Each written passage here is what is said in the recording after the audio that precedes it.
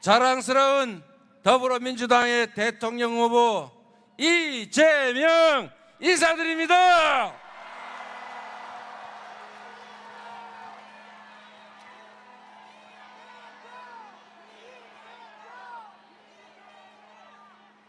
여기가 그 용이 산다는 산 용산 맞습니까?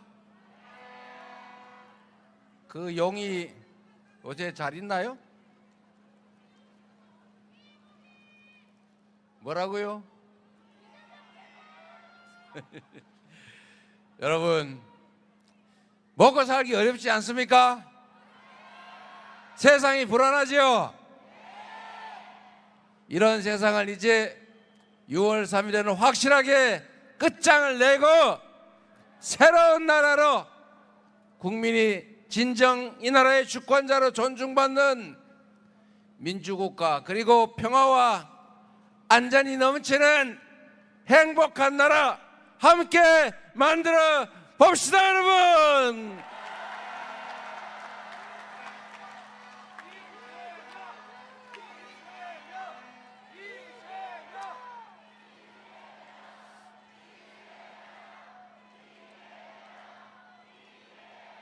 제가 전국을 대충 이렇게 한번 돌아보고 오는 길인데, 어딜 가나 들리는 얘기는 먹고 살기 어렵다는 얘기입니다.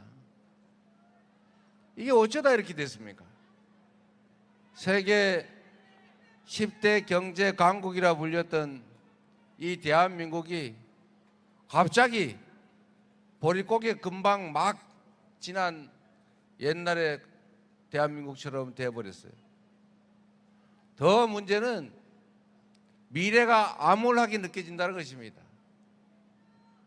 지금은 당장 어려워도 내일은 더 낫겠지, 우리가 조금 더 노력하면 더 나은 세상이 열리겠지, 이렇게 믿어지는 세상을 우리는 기대했는데, 이제는 그 반대로 오늘도 걱정인데 내일은 더 걱정인 그런 세상이 되어버렸어요. 이 나라 전체적으로 경제뿐만이 아니라 민생도 사회도 얼마나 불안해졌습니까? 불안해서 살 수가 없어요. 더군다나 이게 혹시 전쟁 나지 않을까 걱정해야 되는 세상까지 돼버렸어요. 대체 왜 이렇게 됐습니까? 윤 뭐 때문이라고요?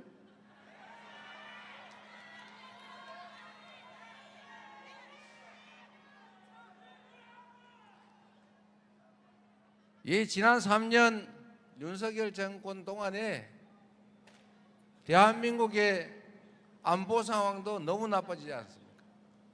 이 한반도는 세계 유일의 분단 국가라고 불릴 정도인데, 세계에서 군사 밀도가 가장 높은 나라라고 하잖아요. 그런 나라다 보니 평화가 곧 돈인 나라입니다. 혹시 전쟁하지 않을까? 미래가 불안하면 경제가 살 수 없어요.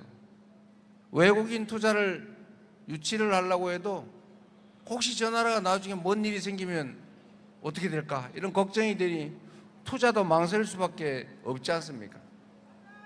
그게 현실이죠. 그런데 여러분, 저는 계엄하겠구나 이 사람들이 라고 생각한 여러 가지 추론의 근거가 있었는데, 그 중에 하나가 북한이 휴전선에다가 다리를 끊고 도로를 끊고 심지어 개활지, 이 차가 지나가거나 뭘 할 수 있는 데는 전부 장벽을 쌓더라는 거예요.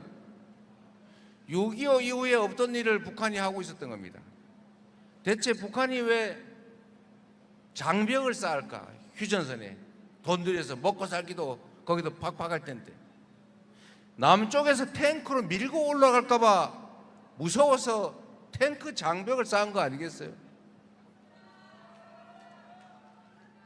북한이 이렇게 느낄 정도였으니 다른 나라는 오죽했겠냐고요. 제가 그걸 보고 아, 이 사람들이 뭔가 사고를 쳐도 크게 치겠구나. 계엄을 해야 되는데 명분이 없으니까 북한에 자극을 해가지고 북한하고 한판 군사적 충돌을 일으킨 다음에 그 핑계로 군사 쿠데타를 하려고 하는구나. 비상계엄을 하려고 그러구나. 이렇게 제가 확신하게 됐죠. 제가 보기에는 아주 오랫동안 북한을 자극을 했는데 북한이 눈치를 채고 그냥 잘 견딘 것 같아요.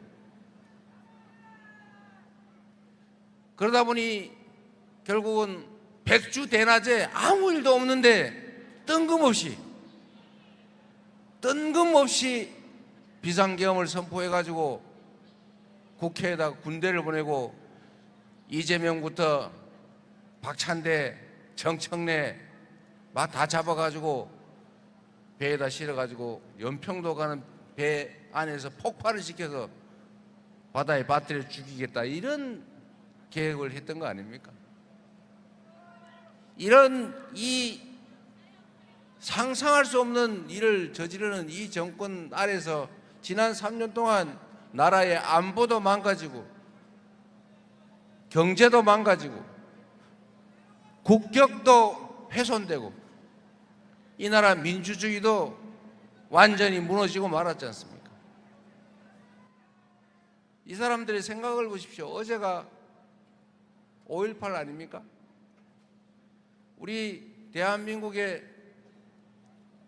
이 역사 속에 아직도 그 현장의 피해자들이 시퍼렇게 살아있는 그 군사 반란의 현장, 국가폭력으로 수백 명이 죽어가고 아직도 그 고통,